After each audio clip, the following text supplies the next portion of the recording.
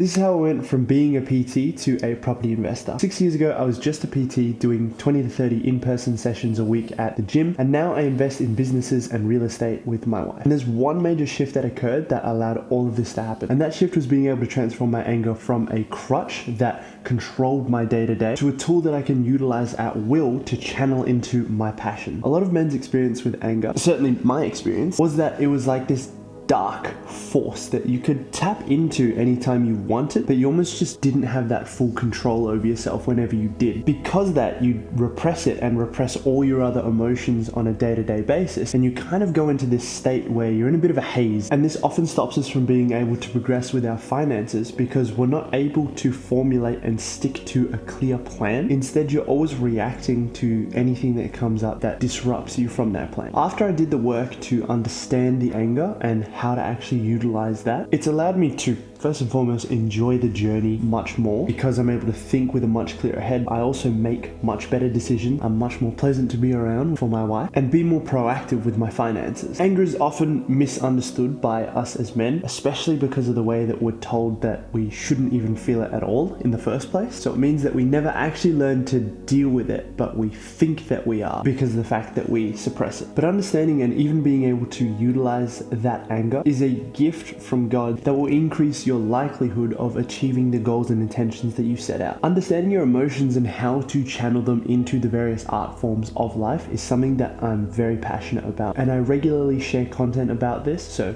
if you want to learn more, follow along and keep it all gravy, baby. Let's go.